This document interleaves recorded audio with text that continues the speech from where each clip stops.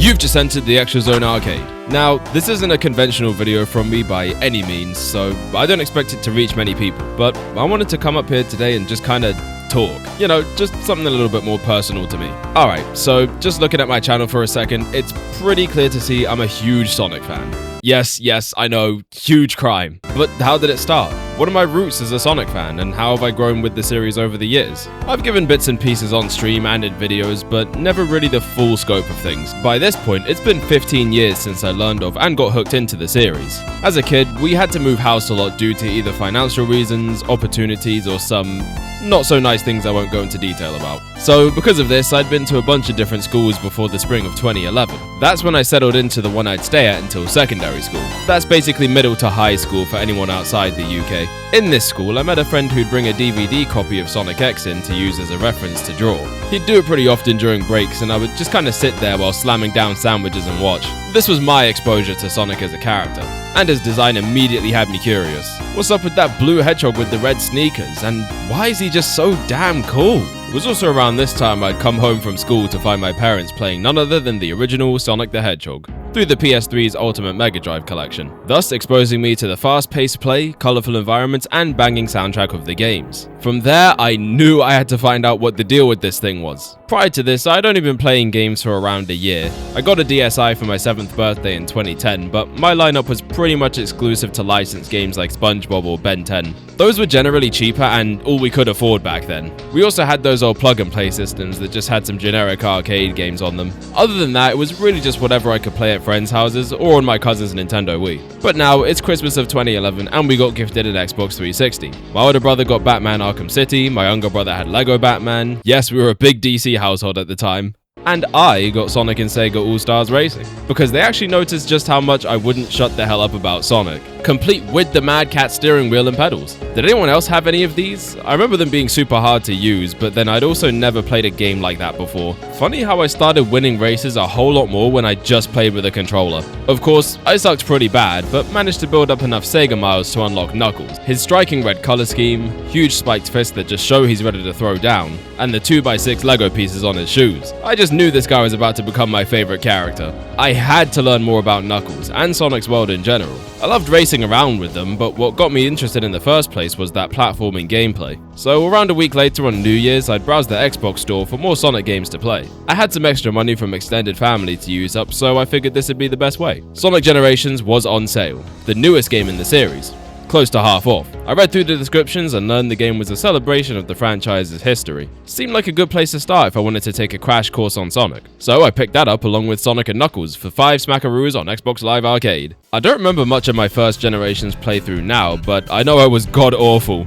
It was like B and C ranks across the board, which, if you know Generations, is actually kind of hard to do since the game hands out the higher ranks like candy. I was still so enamored with it, especially modern Sonic's 3D boost levels. I genuinely hadn't seen that level of speed in any game before. Mixed with the stunning graphics and top tier soundtrack and design, I was genuinely and completely addicted. Took me months to beat the Time Eater boss though. I think it was only by sheer luck I actually beat him around March. As for my Sonic and Knuckles playthrough, I couldn't get past Flying Battery Act 1. I mean, I remember getting up late at night to try and beat this zone without waking up my parents. I wanted to conquer it so bad. I did eventually, but only after I learned you could combine Sonic and Knuckles with Sonic 3, which I bought in the summer of 2012. Now that we're firmly in that year, I remember seeing trailers for an upcoming Sonic game by the name of Sonic 4 Episode 2, which was set to release in May. So out of curiosity, I downloaded the demo for Episode 1 and various other games like Unleashed, and the recently released Sonic CD Master by Christian Whitehead. I played the Sonic 4 demo like one time, and I remember it was because the game just looked and felt kinda cheap compared to the others.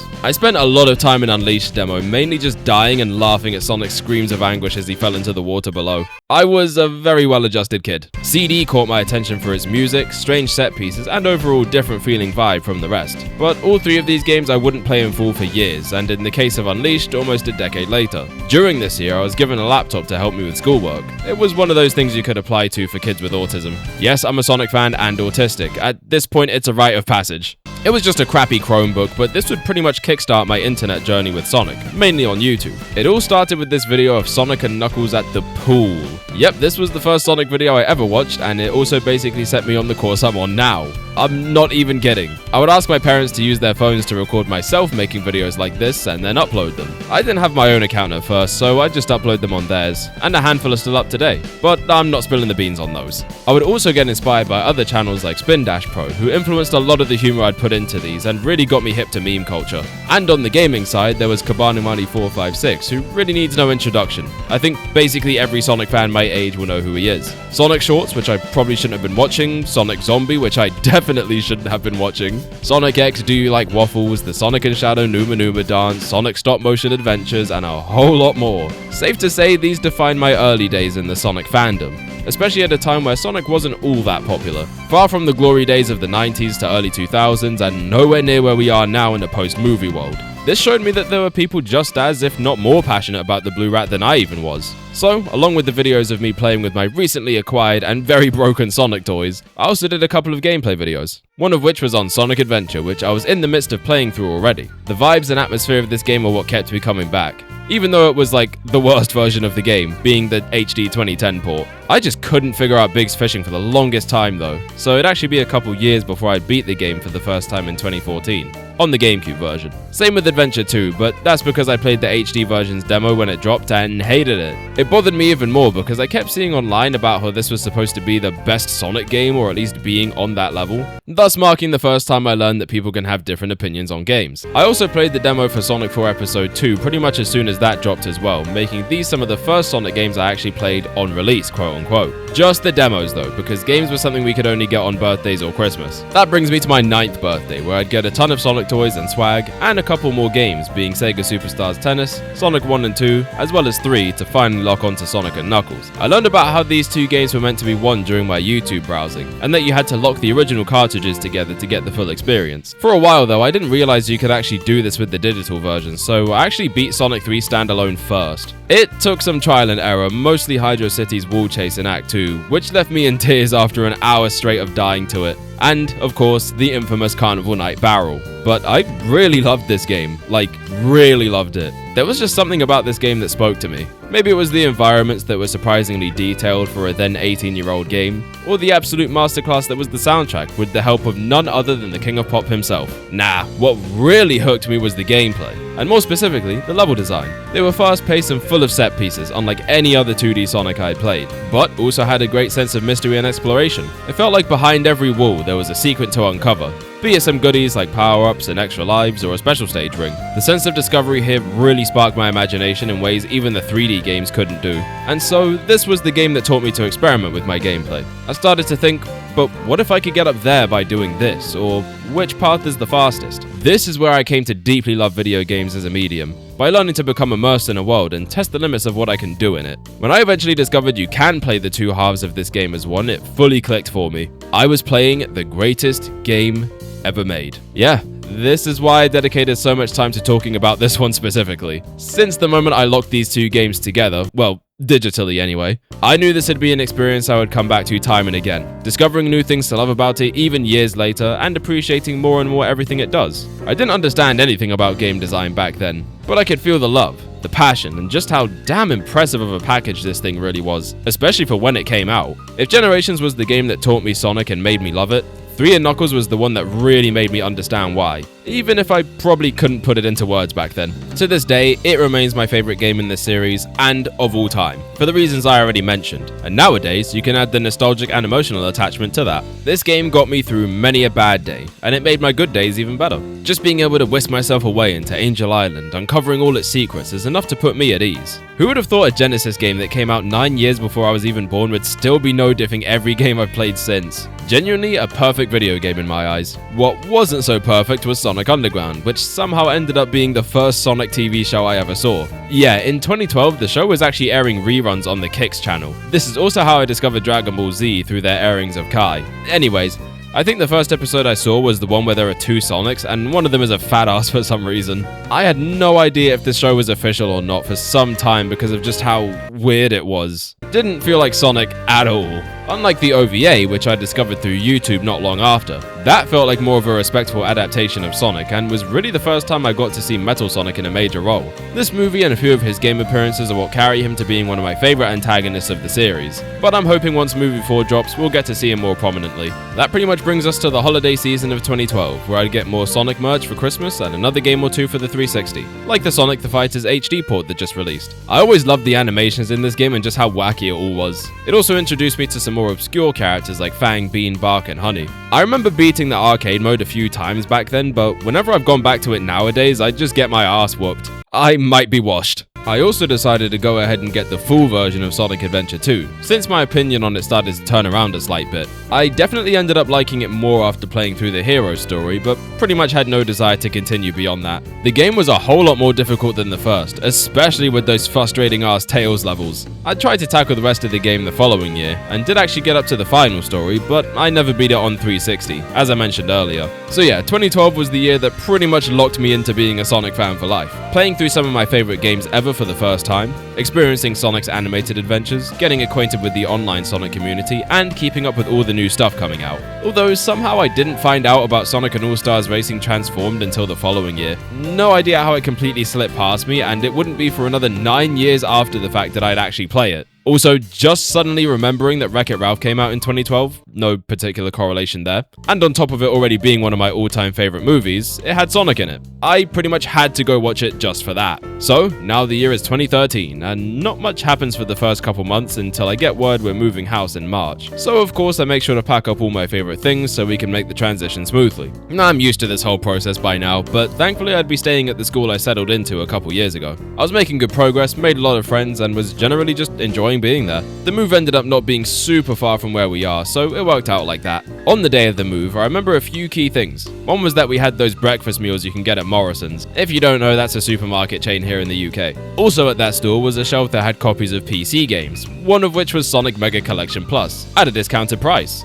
Somewhere between £5 and £8. Of course, since it was pretty cheap, I was able to get it to play on my laptop. So, we made it to the new house, which had a very distinctive new scent to it. The whole area was a new development, and these were freshly built houses. The other distinctive memory was when we had just finished doing most of our unpacking. We ordered from a chicken joint and sat down to watch some primetime game shows on TV. Not long after, I retired to my room and booted up my fresh copy of Sonic Mega Collection. And I just remember sitting on my bed and scrolling through the artwork section for like an hour. All the while that nostalgic music played through the crappy laptop speakers. Eventually, the sun set and my room was completely dark aside from the glow of the laptop running the game. It was time to get some sleep, and I'd try playing the actual games in the morning. So that's what I did. I figured I'd skip the games on there that I'd already played and just try the stuff new to me. So throughout the day when I wasn't helping to unpack stuff, I was trying out a different game. Starting with the insanely difficult Sonic Spinball, a few rounds of Dr. Robotnik's Mean Bean Machine, and a handful of the Game Gear games. Out of those 8-bit games, I particularly remember playing Sonic Blast for the first time. I was just so fascinated by how weird and bad it looked. The ugly sprite work, choppy animations, and poor level design immediately stuck out to me to the point I questioned if it was even a real game. I think I made it to the Red Volcano Zone before I decided I'd exposed myself to enough of this. But I happened to skip the game Sonic Blast was based off of. You know, the one of the 3D but not actually 3D variety. This is because I just recently moved up a class in school for my progress, and in that new class was a computer with various PC games next to it,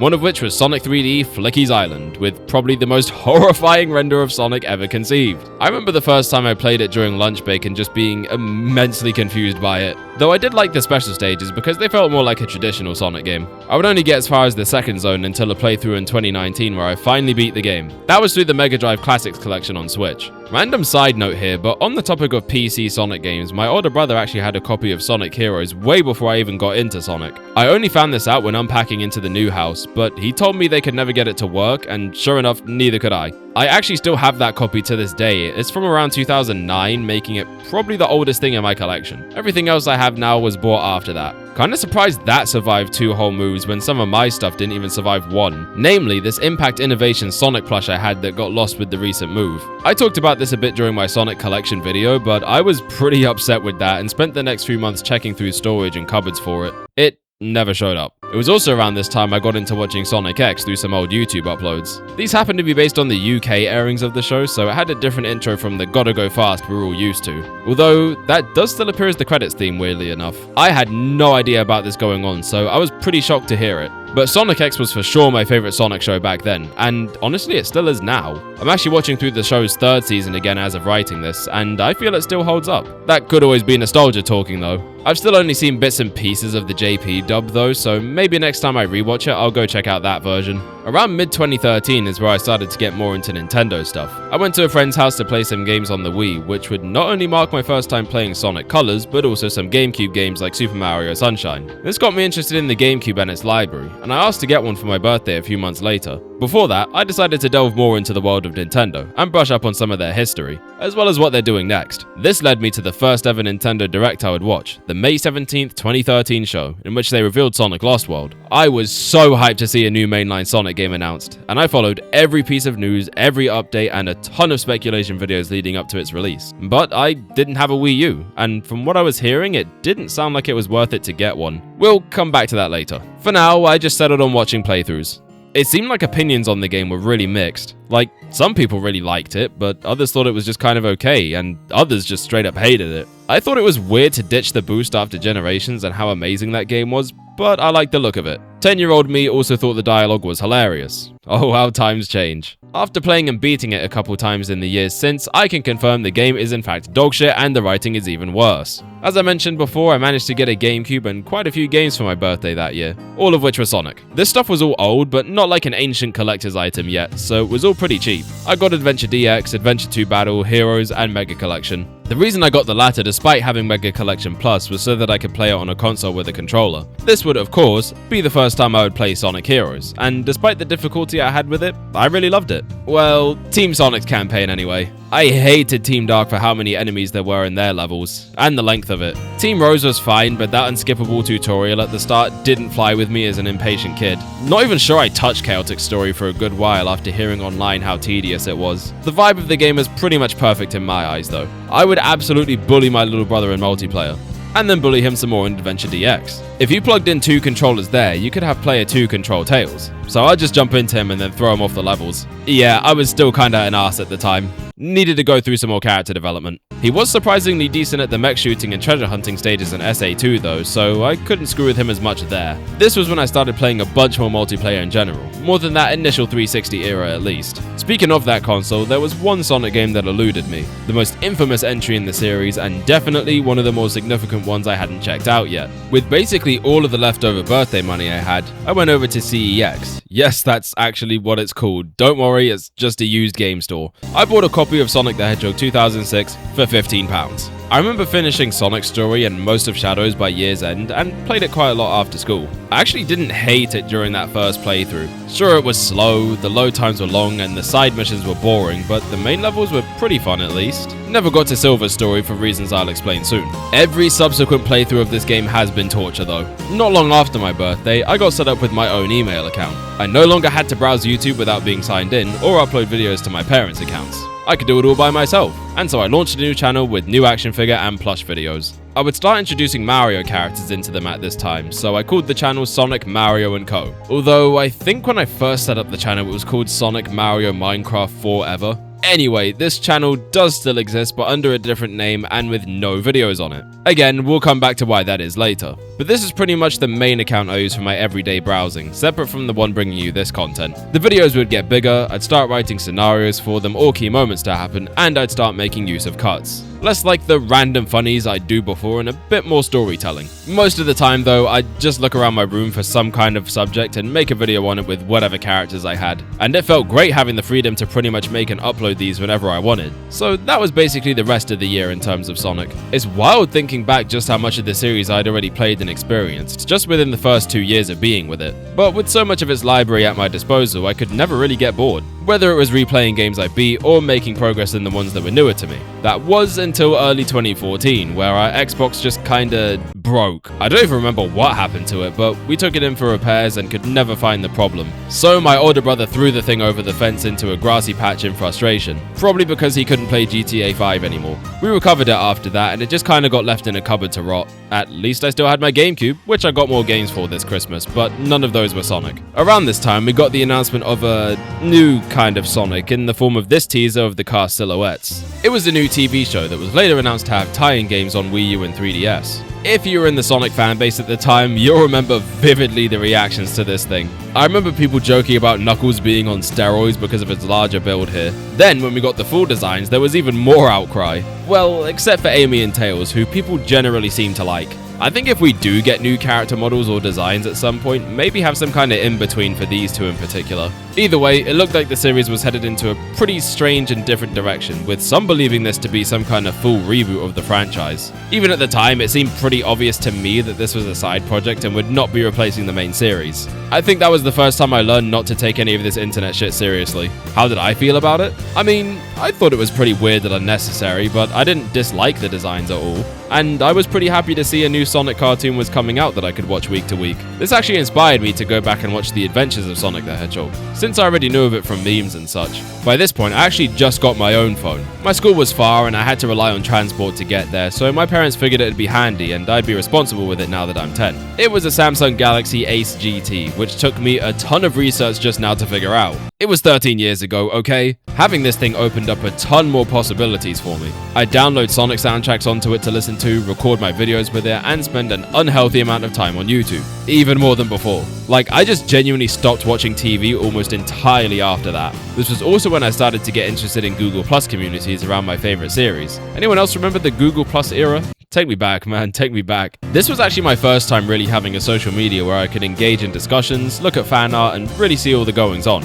I never really interacted, I was always more of a lurker. Honestly, even now I still kind of am outside of the streams. Back then, internet safety was pushed a lot onto us, so I found it better not to talk to strangers. But I was interested in what they were saying. Anyway, bringing this back to Sonic, this made it easier to keep up with all the boom updates that were happening. I had to have watched that teaser for the first episode of the show like 50 times. Though, as the year went on, I started to become a whole lot more interested in Nintendo, specifically the Smash Bros. Series. I emulated the N64 original a bunch, eventually got Melee for my GameCube in the summer, and then got a copy of Brawl for my birthday. The latter of which I got alongside other games like the two Mario Galaxy games and Sonic Colors. I told the story during my Mario Galaxy retrospective, but I actually asked for a Wii for my birthday because, like I said before, I heard the Wii U wasn't worth it. I wanted to also be at least a little considerate of what my parents would be willing to get me, so decided to go for the cheaper option. But they went ahead and got me a Wii U and Mario Kart 8 bundle, which cemented that as one of my best birthdays. So I was able to catch up on some of the Wii titles I missed out on not having one of my own,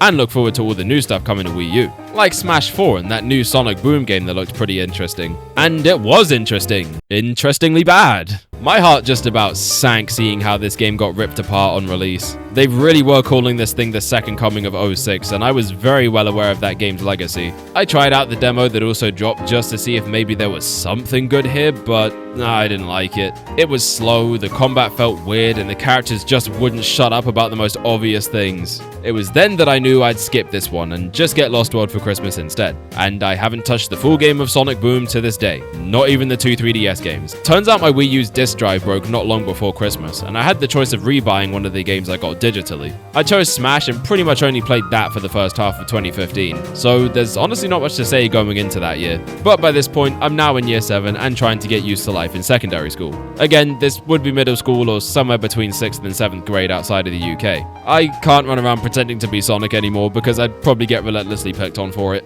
In fact, I rarely talked about my love of video games at all during this time because the two big things I was invested in had fallen on pretty hard times. Nintendo just recently had their worst financial year and the Wii U was already in freefall, and Sonic just had the whole Boom fiasco. So I'd pretty much exclusively talk about memes or movies with friends. Not helping was the fact that the only Sonic release in 2015 was Runners, which I was admittedly very addicted to. My laptop ended up breaking at some point. Yes, I know a lot of stuff has ended up broken and there's more to come. We were a house of 4 brothers, what do you expect? So I got a tablet to replace it for stuff like schoolwork. I played the game a ton on this thing and was completely devastated when it shut down the following year. Thankfully, there are now fan versions like Sonic Runners Revival that have pretty much given the game new life. Still the best Sonic mobile game IMO, but that was kinda it honestly. The series was in a pretty rough spot, so I just stuck to playing the games I liked and checking out other series, all the while trying to ignore the rampant hate culture around the series that seemed to be growing. People would honestly try to make you think you were crazy to unironically like Sonic at the time, but I never let that stop me enjoying what I enjoy. Then the start of 2016 came and some pretty big changes happened. I won't go into details since this ended up being a deeply serious situation, but it resulted in my not having access to my consoles for around a month. So when I wasn't doing my homework or going into to school at this time, I'd mostly get my fix by emulating games on my phone. By this point I had a Galaxy S3 which was decent enough at running them.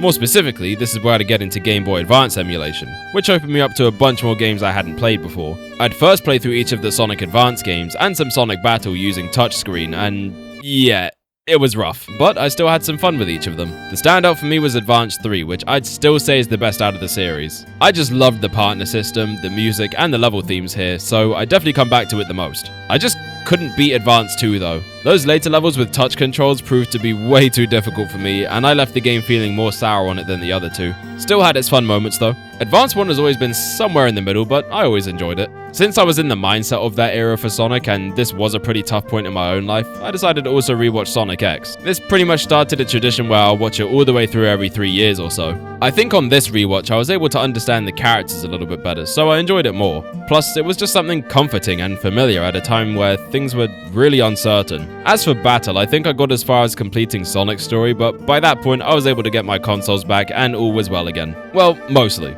My GameCube broke not long after that, so I couldn't play any of those games anymore on top of no longer having an Xbox. So now my Sonic options were limited to Wii and Wii U games circa mid-2016. So I picked up Mario and Sonic at the Rio Olympics to kind of fill the void, and it did, for a while. I had played the 2010 Winter Olympics and London 2012 at friends' houses, so I was already a little familiar with these games. Enough to tell 2016's entry was a downgrade anyway. The game looked really pretty at least, so I think that was honestly enough for me. Once summer rolled around, the franchise's 25th anniversary was right around the corner, and it was announced that there would be a live stream from San Diego Comic-Con. By this point, I was really tired of Boom stuff. I watched the whole first season and enjoyed it, then Fire and Ice and Season 2 of the show were announced and I just kinda didn't care anymore. Especially for the former, since I didn't even have a 3DS. Although, I think this might have been the first time a Sonic game was ever publicly announced to get a delay, so I remember that being a big deal. No idea how much that actually helped in the end. Anyway, I just wanted to see Sonic come back in a big way, and it seemed like I was gonna get that if I tuned in. The day the stream was taking place, July 22nd, was also the last day of school before summer break, so I remember thinking about it the whole time. But the stream turned out to be at like 2 AM for me, so I couldn't watch it live. I made my Twitch account, went to bed, and got up first thing so I could avoid spoilers and watch all the way through. The stream was a complete disaster. Anyone who's been in the fandom long enough remembers how much of a train wreck it was. Audio glitches, including this low, whining electronic noise for almost the entire runtime, the accidental Sonic Mania reveal before it was supposed to be shown, the awkward crowd moments. It really wasn't a good look. But that Mania announcement, and the reveal of a brand new 3D Sonic game back in the main universe, inspired by Generations, were the best reveals I could have hoped for. Literally the two things I wanted to see the most. But I had to wait until next year to actually experience them. Then my birthday came around and I got an actual desktop PC. It was just one of those basic office ones, but this was huge for me. I could play games on Steam, emulate older games with ease, and maybe check out some fan games. So I pretty much immediately downloaded Steam ready for any games I wanted to get on there. But before any of that, I tried out Sonic Generations using a PC copy I bought in 2014. That, of course, ran like crap on my laptop. It was a good thing I saved that copy for this exact situation. So I played that first and it ran okay. Could only play 30 FPS, but it pretty much ran as if I was playing the 360 again. Good enough for me. I would also play my first Sonic fan game around that time. That being Sonic Robo Blast 2. I liked it well enough, but I think I only got as far as the second or third zone. I only just fully completed it a few weeks ago as I'm making this video, and I can confirm this game would have been too hard for me back then. Remember earlier when I said my laptop was one of those child fun things for autistic kids? This new PC was also one of those, so unfortunately I had this built-in firewall that blocked out any potentially dangerous sites. This, for some reason, included things like Game Banana, so I couldn't do mods. And as for fan games, I pretty much only had Game Jolt available to me, so that was pretty disappointing. Although it was supposed to mostly be for work anyway, so I just decided to deal with it and just play what I could. The rest of the year came and went, and now we're in the launch year of the Switch. I already knew from the jump I'd be getting one, but I also knew I'd have to wait for my birthday. That wasn't too big an issue for me, especially since Mania was announced to be pushed back to a summer release date, later confirmed to be just 2 days before my birthday. So at least for that game, I'd just be waiting as long as everyone else. But I'd still be missing out on games like Zelda Breath of the Wild and Splatoon 2, which I was really excited for. But that's not Sonic, so that's a whole conversation for another time. I kept up a ton with all the leaks, rumors, speculation, and news on both Mania and Forces. I remember learning about Bubsy not too long before that Forces trailer that showed off the avatar for the first time. I genuinely thought the silhouette was him, and apparently I wasn't the only one. Instead, it was a cool customizable character, which was for sure the highlight of this game from all the pre-release stuff. Honestly, it still kinda is the highlight, even now. Outside of the hype of those two games, I wasn't really engaging in as much Sonic stuff again this year, so we can basically just skip to August and the release of Mania. I made sure to avoid any playthroughs of the game because I wanted to experience it all firsthand. See, most Sonic games I'd played up to this point weren't blind. I'd either seen playthroughs or had some prior knowledge from other videos, but this was a brand new game, so it'd all be new to me. Aside from what was in the trailers, of course. Not to mention, it'd only be a couple of days wait before I could play it myself. Yeah, it wasn't. I got my Switch and a handful of games for my birthday, but no Sonic Mania. We actually just couldn't afford it between the cost of the console, the 3 other games I got for it, and some other stuff like action figures, and my final Toys R Us birthday excursion before it shut down. It became a birthday tradition since 2012. I specifically remember that first time I went, I got some Jazzwares Sonic figures. One was the 3-inch Knuckles figure with the Master Emerald. I opened the packaging while on the bus ride home and the emerald broke off its stand right out the box. I was super annoyed about that. Anyway, back to the present. The past? This particular part of the timeline. The cost of it all meant that I had to wait a couple weeks before I could get it. So I tried my damnedest to avoid any gameplay. And I was mostly able to. And yeah, that first playthrough was magical and full of surprises. Seeing stages like Oil Ocean, Flying Battery, and Metallic Madness make a comeback was crazy, and the remix soundtrack was immaculate. Sprite work was faithful but modernized, and the level design was almost 3 in K tier. Almost. To this day, Mania is my second favorite game in the entire series, though some days I find Generations taking that title. It kinda depends on my mood. What also depended on my mood at the time was the fate of my YouTube channel. This would mark a pretty pivotal moment in leading me to be here talking to you now. I made the hard but ultimately stupid decision to delete my channel's entire catalogue of videos. Why? There are a few reasons. Despite the quality of the videos going up a lot between early 2016 and early 2017, I just wasn't having as much fun playing around with plushies, which kinda just led me to assume I was growing out of it. Like, I was too old to be doing this now at the age of 14. Another reason was that when I started the channel back in elementary school, I let some of my friends in on it, and now I was worried in case it got out here. Especially since I kinda had a reputation to uphold. And lastly, there was this girl I was talking to, and it was starting to get serious over the summer, and I figured if she found out I was doing this, I'd have no chance. This is partly why it was a dumb decision to get rid of them, because 9 years after the fact, I'm in a very healthy relationship with her, and I can tell you that even back then, she wouldn't have cared one bit if I was playing with plushies on YouTube. She's actively encouraging, supporting, and participating in me making this slop for you to watch. So that has to count for something. Big thank you to Emma, by the way. And guys, make sure to give her some appreciation in the comments or on stream. The other thing that made the takedown of those videos stupid was I could have just privated or unlisted them. Pretty sure you could do that back then, but clearly I wasn't thinking about the fact I'd just be deleting precious memories off the face of the earth. It took a couple years for me to realize this, but those really were some of my most formative years.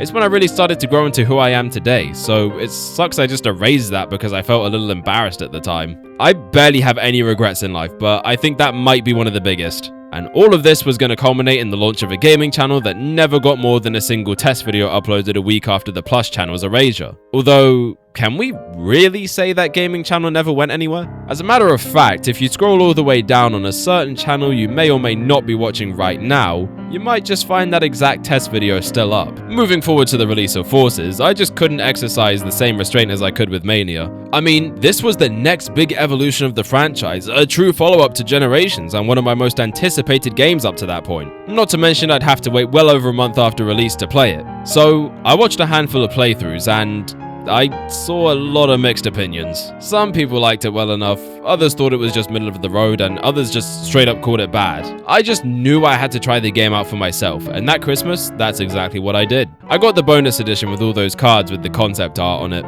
After my first playthrough, I thought it was decent. Maybe not the sequel to Generations I was hoping for, but it wasn't bad at all. I liked the stages even though they were short. The avatar was fun to mess around with, the soundtrack was fantastic, and the story had a lot of potential. But pretty much every subsequent playthrough just has me groaning and thinking about what could have been. I mean, this game really needed to be more than it was, especially after how great Mania was. So, with my opinion quickly souring on this game, I just started to become a little disinterested in the Blue Hedgehog's output. It was already hard for me to keep interest during the boom era, but now I really didn't even know what to expect out of the franchise. Sonic was never really predictable, but things just felt weird this time, like the very future of the series was hanging in the balance. And that's because it very much was at this point in time. So I saw the announcement for what would become Team Sonic Racing. Cool, moved on. And then played the Mania Plus DLC as soon as it came out. That was about it. I didn't even know they launched the IDW comics at the time in 2018. I just wasn't keeping up anymore. I didn't fall out of love for Sonic, but it felt like I'd hit a wall with it.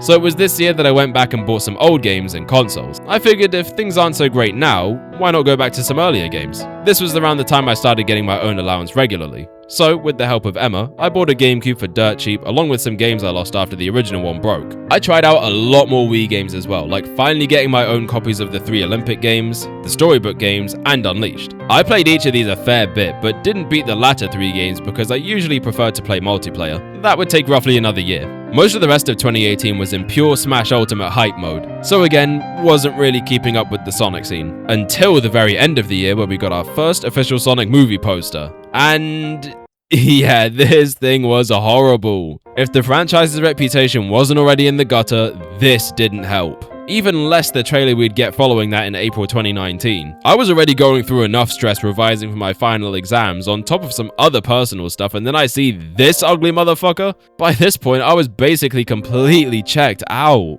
I mean, I didn't even pick up Team Sonic Racing until months after its release at a massively reduced price. I like the game well enough. Has a great soundtrack, but that's about all I have to say on it. The fact I would go into school and hear classmates talking about that goddamn movie trailer despite never hearing them talk about Sonic or even video games at all was just crazy to me. Why did the most exposure my favorite franchise ever got at the time have to be this? If I felt awkward talking about Sonic before, I was just downright ashamed now. Like, bro, I can't even defend this shit anymore. Then, something amazing and unexpected happened. They fixed Sonic. He didn't look horrifying anymore. There was actual Sonic music in the trailer. His character was really shining through. This felt like an actual attempt at a big budget Sonic movie, and I was going to be seated the next February. Around the same time the new movie trailer dropped, I remember the Hidden Palace revealed the prototypes for Sonic 3. That being my favorite game, it was so awesome to see it in such a different state than I'm used to. The biggest standout there was the prototype music tracks, which all but confirmed the long-time theory that Michael Jackson had some involvement in the soundtrack. With just these couple things, my more recent revisits of older games in the series, and my continued love of Sonic Mania, I felt that excitement coming back piece by piece. I even went back and did my triennial Sonic X rewatch, as well as watching every other Sonic cartoon up to that point.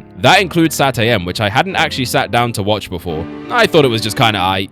Definitely overhyped if you ask me. AOSTH was the better of the two shows for sure. I was feeling really nostalgic at this point, especially since it was the end of the decade. The move to college that September also helped this Sonic resurgence I had. I enrolled in a game design course and could actually talk to other people that love video games as much as I do, so that helped to reinvigorate my passion for them in a big way. This is also where I started to want to broaden my scope a bit, which in turn led me to appreciate more and more where Sonic had taken me. Around here is where I got myself a 2DS for really cheap, and started delving more into the handheld side of things for Sonic, and some other series. This is how I played Sonic Generations 3DS for the first time, and while I didn't like it nearly as much as the console version, it was still a fun enough game on its own. Then I played Sonic Rush, which I definitely liked less. I thought the bosses sucked pretty bad and the level design was unfair with a ton of bottomless pits and traps you just couldn't see coming. The music and aesthetic really carried here, and I did at least like the boost gameplay. Not long after this and going into early 2020, I'd played both the storybook games all the way through. Secret Rings was a really infuriating gameplay experience with some of the worst controls I've experienced in any game ever,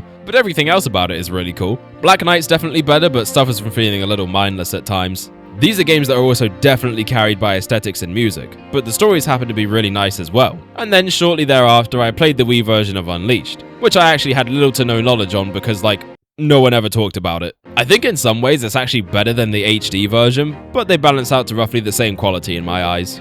Not a bad way to experience it. So now it's Valentine's Day 2020 and the Sonic movie's release date. Despite being a pretty average movie from a critical standpoint, it meant a lot to me. It was a clearly genuine movie that was made by people that had a lot of love for the character. It was definitely limited by corporate mandates to make it appeal to as wide an audience as possible, but it had some of that distinctive Sonic energy I was hoping for. And like a lot of other people, I just wanted to go in support of a movie where they actually listened to feedback. The original Sonic design fiasco was so widespread that they knew they had to lock in, and they did. I wanted to support that, and hopefully if the movie did well, it'd show other studios to treat their IPs with the same respect. With how much of a turnaround this movie has had, I started to really understand something about the Sonic franchise. This is a series that time and again has been able to bounce back.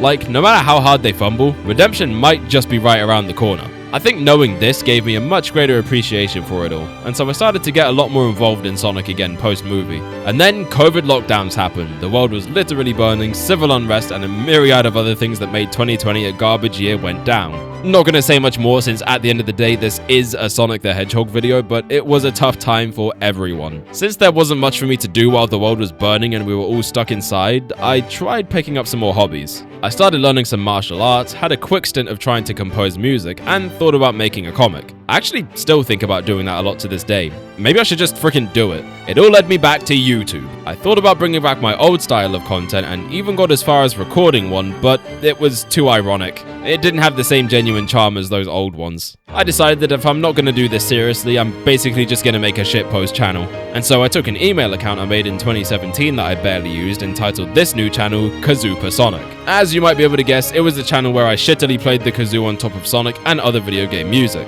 It actually garnered some views, and I ended up making 6 of them before I lost interest. Again, it was just kind of a shitpost thing, so I really had no passion behind it. The channel is still up, but the videos are all private. This channel may be one some of you guys here now are also familiar with. It was also during that lockdown period that I got really into collecting old Sonic merch. I'd been trying to start building a serious collection since 2015 or so, but stuff would end up getting lost or broken. By this point, we were all grown enough to take care of things, so I felt comfortable introducing some more valuable stuff to my collection. Not to mention, I was actually getting my own money to spend now. So, I went back and bought a lot of stuff, including figures and plushies I'd had in the past, like Impact Innovation Sonic that I lost back in 2013. Finally came full circle on that. And then I got interested in some more old consoles later on in the year, which led me to getting a Sega Mega Drive, or Genesis, whichever you prefer. I got Sonic 1 through 3 and a box Sonic & Knuckles, which is actually pretty rare to find. Followed that up with a Dreamcast next month, and to go with that was Sonic Adventure, Choo Choo Rocket, Sega Rally 2, and Jet Set Radio. I got Adventure 2 a little later, I think around Christmas. Then after Christmas, I bought back an Xbox 360,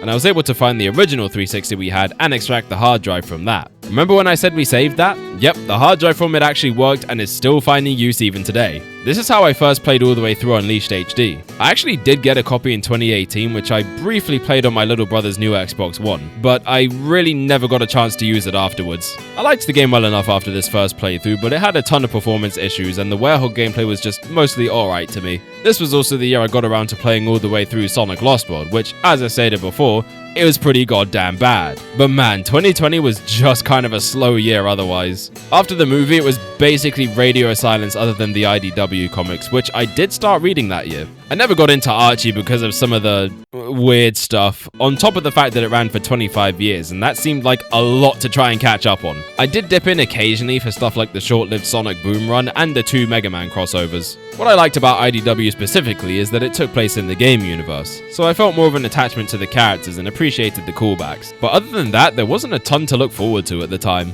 I remember tuning in for all the game showcases that year, hoping for some Sonic news, and then being left out to dry. And that leads us pretty well into 2021, the franchise's 30th anniversary year. It started off with a ton of leaks. Like what would become Sonic Prime was announced accidentally ahead of time. We got those Sonic Rift leaks, and a whole bunch of other stuff. Late into the previous year, I actively started using Twitter, so I saw discussion about these almost every day, as well as other discussions pertaining to Sonic. I think you know where I'm going with this. The Sonic fanbase on Twitter just sucks. Now, I'm not going to attack anyone because ultimately Twitter thrives off of rage bait, negativity, agenda posting, and dog whistling. I understand to gain a following in that kind of environment, you kinda have to play into that, but at what point does it just get tiring? I mean, I was constantly seeing the same handful of accounts doom posting because we admittedly were in a very dry period for Sonic news. But then whenever I'd see any positive sentiments about the franchise, those people were getting attacked by the doom posters and the followers that agreed with them. It's at this point I realized that there was a really bad issue with toxic negativity in the fandom, and I noticed this bleeding into YouTube content around the same time. So I'd continue lurking around the community throughout the year until I decided enough was enough and started to mute and ignore. I get people were feeling burned at the time after the Boom Initiative and the fallout of Forces, but this just wasn't it. And any time I've occasionally checked in since, I see the exact same discourse and belligerent behavior as before. So I stuck to YouTube for Sonic content, but I even started to lose interest there for similar reasons. So around the release of Frontiers, I basically stopped following the online Sonic community as a whole. And low-key, I think I enjoy the franchise more for it. It's just really not a great look on the fanbase as a whole, and I thought about how this kind of negative attitude could alienate new fans, especially since I noticed a lot of people getting into Sonic through the movies. There was so much negativity that I thought, why not try to bring something positive and constructive to the Sonic discussion? But I'd hold on to that thought a little while longer. For now, we had our first Sonic Central to watch. Of course, they revealed the previously leaked Sonic Colors Ultimate along with a short animation to go with it, the Sonic Symphony digital concert, some merch and collabs, and the most exciting thing, a tease for the next mainline Sonic game. I remember sitting down to watch the Symphony and getting kinda emotional. Like, this was made with so much love for the entire series' history at a point where I was really starting to appreciate it all on a new level. Whether it was the remixes of some of the most fan-favorite songs or some of the more obscure stuff, there was some genuine reverence for the series on display here. Really beautiful stuff. Then the Crush 40 rock concert started and I was just screaming the house down like a goddamn lunatic. It was a lot of fun, even though I was just there in the comfort of my own room. At the end of the last year, I actually got a hand-me-down gaming PC, so obviously now I could run games a whole lot better. This led me to experiment more with Sonic mods, try fan games like Before and After the sequel and GT for the first time, and even dip into the world of Sonic-inspired games like Freedom Planet and Spark the Electric Jester. Spark in particular I took a big liking to. A really high-energy game with great controls, unique and fun power-ups, fun character designs, and a really spectacular soundtrack. I want to play those on stream sometime. I feel like not enough people sing the praises of that trilogy. I even got some of the limited plushies they put out. This would also be my first time getting to play Sonic and All-Stars Racing Transformed, 10 years after I played the original and 9 after it released. In that time, I heard about how it was the best out of the Sonic in a car racing games. I thought, there's no way, man. The original All-Stars Racing is peak. Yeah, no, Transformed is easily one of the greatest kart races I've ever played, and that is not something I say lightly. It's probably fair to say it's a top 5 Sonic game for me as well. The transform mechanic just feels so amazing and is implemented masterfully into the tracks. The tracks themselves are some of the best designs I've straight up ever seen, and that goddamn OST. Immaculate game. I could also more reliably use emulators now too, so this opened up some more possibilities, like beating Shadow the Hedgehog for the first time. I actually did get a GameCube copy of this game in 2020, but the game would always break once I got to 2 points. If I was running a hero route, it would crash the game on the final stage at the same point every single time. If it was the dark route, it'd be the cutscene where the president is taken to safety. Specifically, it would stutter at his jet landing and crash right after. So I got a second copy of the game and same thing. I figured it was probably just some kind of read error with the console itself, but didn't feel like replacing it. After all, none of my other games had this issue. So somewhere between the end of 2020 and the start of 2021, I decided to just emulate the game and beat it that way, and game's just kinda not good. Not as bad as I was led to believe from the years of videos I'd seen on it prior, but still pretty poor. I got my PS5 this year as well, so I was now even able to play some of the more recent Sonic games in a much smoother format compared to the Switch. I even made it a goal of mine to platinum every Sonic game available on the system, which I managed to do the following year, with Colors Ultimate being the last one. Why did it take me so long to get to that game? Well, yeah, the game was pretty bad on release, with a ton of weird and game-breaking bugs. I was just not willing to spend money on a broken remaster of one of my favorite Sonic games. But then they mostly fixed it, and with the lower price point it was now going for, I figured, fuck it, why not? Funnily enough, I actually protested the original release of Colors Ultimate by deciding I'd 100% the original Wii game and playing through the DS version for the first time. I ended up loving both experiences quite a bit, and I'd actually consider these to be equally as good as one another. Kinda like Unleashed Wii and HD. Although I did actually play the DS version very briefly around 2013 at a friend's house. He was stuck on that asteroid coaster boss, and since I was the Sonic guy, trademark, he asked me to try and beat it for him. Since I had literally zero experience or knowledge of this game, I couldn't beat it either. But this playthrough, I finally did, so another full circle moment. The highlights of the DS version for me were the different wisps to play around with, and the Supersonic final boss that's nowhere to be found in the Wii version. And I guess since I played through one DS Sonic game, I decided to finally get around to Sonic Rush Adventure as well. I was honestly really surprised with how much I ended up enjoying it. Based on some reviews and opinions I'd seen, the game was supposedly really grindy and the boating stuff was boring, but not for me. Because I was getting fairly good rankings, more often than not I would have the materials I needed. And the boat sections were a ton of fun for me, except for maybe the sailboat. Throughout the year, we also got some news on Sonic Movie 2, which I was following religiously. I saw all the set photos, kept up with the casting announcements, and even watched a theory or two on how the movie might go. Then, things got even more exciting when in August, Idris Elba was officially confirmed to be the voice of Knuckles. My big hope now was that Sonic 2 would actually adapt Sonic 3, and that pretty much was what I got. But that's jumping ahead. Finally, at the end of the year, we got some more Sonic news at the Game Awards, with the reveal of Sonic Movie 2's first full trailer and another teaser for Project Sonic 2022, now called Sonic Frontiers. Side note, I remember the months of calling it Sonic Rangers because that was the name in the original teaser's YouTube metadata. What followed for the next few months was me feverishly analysing both of these. especially Frontiers, to find out what kind of game it was going to be. Clearly an open world, but how would Sonic move around that world? Now into 2022, these were some of the things on my mind, as well as the fact that this year could be the big comeback for the franchise. I remember early into the year trying to dodge a lot of the TV spots for Sonic 2. The first couple of trailers were all I needed to see. I didn't want too much info going in, you see. Then came April Fool's Day, where I went with 5 other friends who, mind you, don't know Sonic like that, and we all came out of this movie loving it. Me the most, of course. I mean, again, they just adapted, although kinda loosely, my favorite game of all time. And they did so much justice to the character of Knuckles, who for years had basically become the butt of many jokes. It was nice to see my favorite character getting treated with respect for a change, because that just wasn't happening outside of the comics. Things just felt more Sonic-y this time too. Much more action set pieces and kinetic fight sequences that give Sonic more of that signature coolness he's always been known for. Not to mention Tails' proper introduction into the movieverse, Jim Carrey going basically full Eggman, and the epic supersonic finale. You can bet I practically leaped out of my seat when Shadow was revealed in the post-credit scene. If nothing else, I think my friends enjoyed it just to see my reactions to everything. Since it was April Fool's though, I decided to prank them by screenshotting my ticket and editing it to say it was for Morbius. Because, you know, that was a pretty big meme at the time.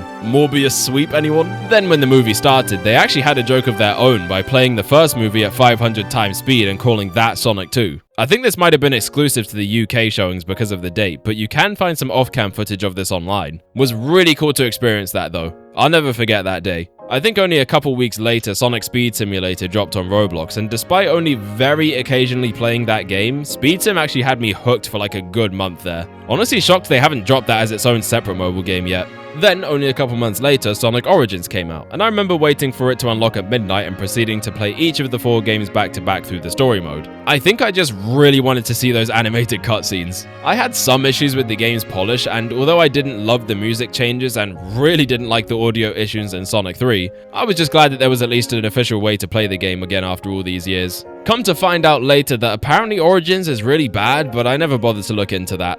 I figured it was just more fandom doom posting, which seems to be the case, and moved on. At this point is where Frontiers marketing really started to step up. It started with the IGN first gameplay, which didn't show off the game to the best of its ability, and then progressed into more curated trailers that got me more and more excited leading into the release. I particularly remember Vandalize, the song used for the game's normal ending, dropped the same day the Queen of England died. So right after I found out that news, I saw that they uploaded this and had that shit blasting. I thought it was really funny. And that's because it is. Later that September, I got to go to EGX London again, where they actually had demo kiosks for Frontiers set up. It was one of the only few places where you could play it ahead of time, so I knew I wasn't going to miss out. You only got a limited time to play through the tutorial, so I played a couple times and managed to get as far as Cyberspace 1-3, once the game started to open up a bit more. I actually remember hearing faintly over the headphones someone commenting on the fact I got to that cutscene with Eggman waking up in cyberspace. They seemed impressed I made it that far into the game, and not to brag anything, but that's what over a decade's worth of Sonic experience will get you. I also got a little Sonic keychain plushie from there.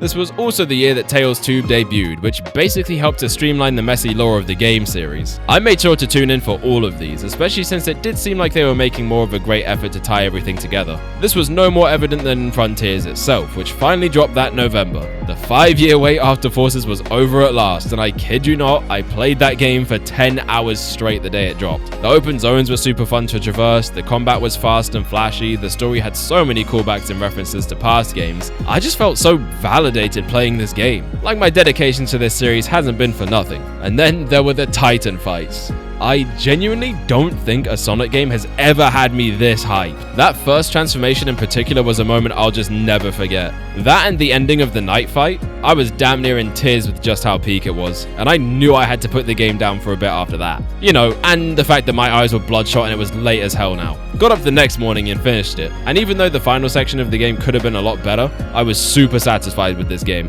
This was what Sonic needed, and was the perfect way to cap off arguably the best year the franchise has ever seen. At least, the best I got to personally experience all the way through. Except actually, it didn't cap it off because we got the first batch of Sonic Prime episodes. The first one dropped early if you logged on to Sonic Speed Sim at a certain time. I watched that premiere in all its crusty glory, and then the whole 8 episodes once they dropped. And you know, I actually enjoyed it so far. There were some kinda repetitive elements, and Sonic was maybe a little dumb here, but it was fun and really well animated. The second batch was actually a little better if you're asking me, but then they dropped the ball on the third. Shame. But that was quite a bit later. Anyways, this is a year in Sonic's history I'll always look back on with fondness, especially since it turned out to be a great year for me personally. Maybe there's some bias there. Going into 2023, I wasn't expecting much more to happen around Sonic since we just had so much last year. Not only that, but I finally started at my first job in January, so I was focused on getting acclimated to that. It fucking sucked bad, and I left not long after. Not gonna get into it because it's some really not nice things that I don't feel comfortable discussing in a Sonic the Hedgehog video, or